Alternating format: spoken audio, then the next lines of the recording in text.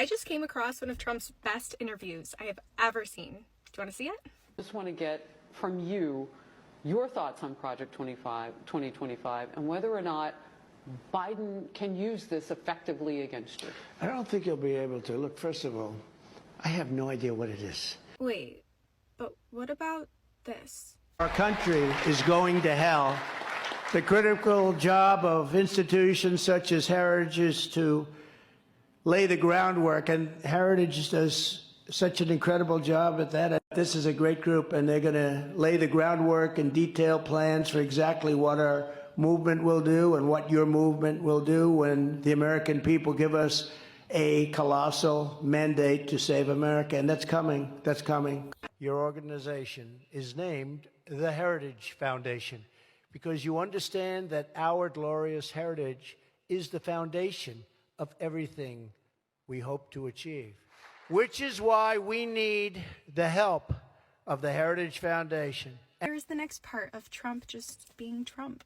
First of all, I have no idea what it is. Wait. I'm sorry. I mean...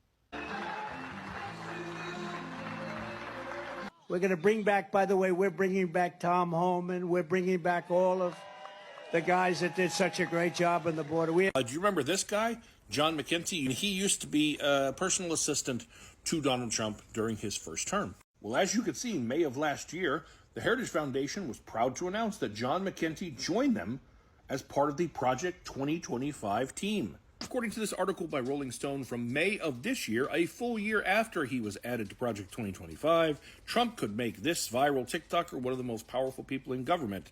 He's one of the architects at Project 2025, and he's almost certainly going to be part of Trump's administration.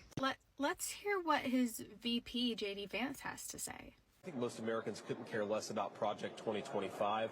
I reviewed a lot of it. There's some good ideas in there, Rob. There's some things that I disagree with. But most importantly, it has no affiliation with the Trump campaign. See? They're not tied to Trump's campaign at all. Except... How about her? You think Donald Trump knows her? As in her, Caroline Leavitt, Trump campaign national press secretary. Literally, the press secretary for his current presidential campaign. And oh look, here she is starring in a Project 2025 Presidential Administration Academy recruitment video for the Heritage Foundation. We'll need to inform Chris Miller, his former Secretary of Defense, since he authored the Department of Defense portion of Project 2025. It's weird, right? Ken should have checked with his old boss before he spent all this time drafting the Department of Homeland Security section. I mean, does his former commissioner of the FERC know? Because he contributed.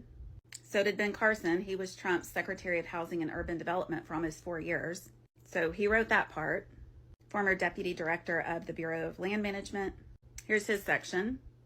Assistant Secretary for Research and Technology at the Department of Transportation. Here you go.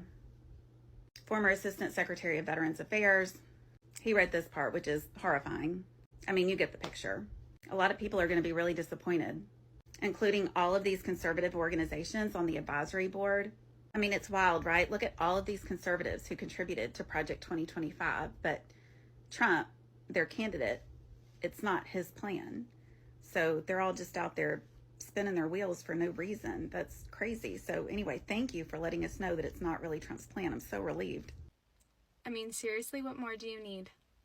Apparently he agrees that Project 2025 is just way too extreme. It's a group of extremely conservative people got together and wrote up a wish list of things, many of which I disagree with entirely. They're too severe. You mean like this kind of extreme? And I will shut down the Federal Department of Education, and we will move everything back to the states. And you know what we'll do? We'll give them about half the money that we send them now. We'll cut our budget in half, and we'll spend less than half the money on education. We're going to save a fortune. We're going to end the so-called Department of Education. We might have one desk, one person, just to make sure everyone's speaking English. Got to have a little bit of regulation, you know. I love the poorly educated. I will ask Congress to pass a bill establishing that the only genders recognized by the United States government are male and female, and they are assigned at birth. We're going to have the largest deportation effort in history. If you empathize with radical Islamic terrorists, and extremists, you're disqualified. You're just disqualified.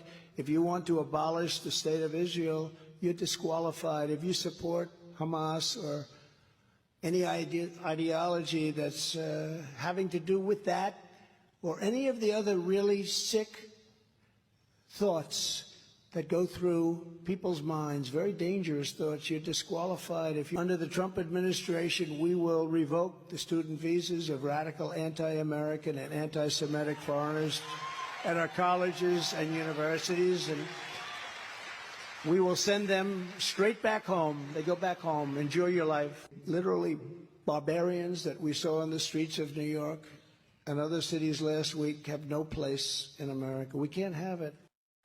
I think that what Trump should do, like if I was giving him one piece of advice, fire every single mid-level bureaucrat, every civil servant in the administrative state, replace them with our people. And when the courts, because you will get taken to court, and then when the courts stop you, stand before the country like Andrew Jackson did and say the Chief Justice has made his ruling, now let him enforce it. Apparently, he doesn't agree with the abortion aspect of Project 2025, and that should relieve us, right? Like on abortion, as an example, they have a strong view of abortion. Well, from what I've heard, it's not too far, way too far. They've gone really too far. I wanted to get abortion. I did a great job. But getting rid of Roe v. Wade, I was able to get it back into the states. And now I've given it back to the people. The people are voting. And frankly, the people are voting in many cases quite liberally. You look at Ohio, look at what happened in Ohio, look at what happened in Kansas. They can vote the way they want. It's not a federal issue. It'll never be a federal issue again.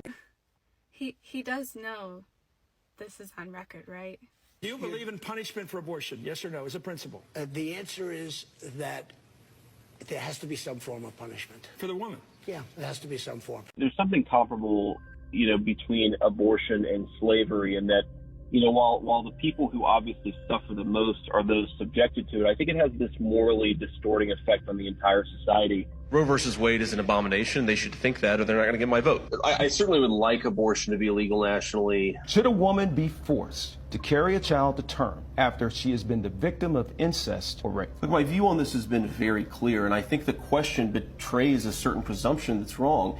It's not whether a woman should be forced to bring a child to term, it's whether a child should be allowed to live, even though the circumstances of that child's birth are somehow inconvenient or a problem to the society. State Republicans in the House block an effort to protect birth control in our state. Democratic Rep. Stephanie Stahl Hamilton of Tucson made a motion to adopt a temporary rule to bring her bill to the floor for a vote.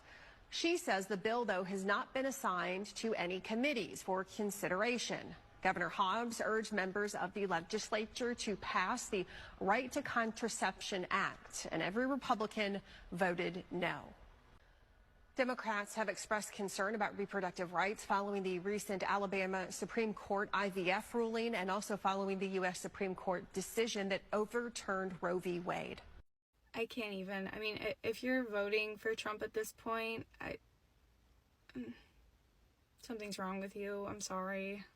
How could Trump say that he has no idea what Project 2025 is and also thinks it's way too extreme, but then goes on to pick J.D. Vance as his vice president? Let's just take a look at this.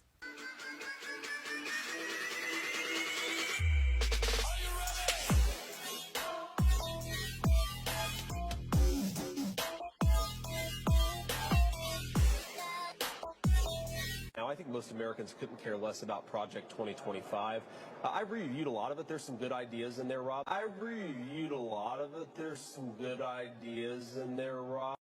good ideas in there, Rob.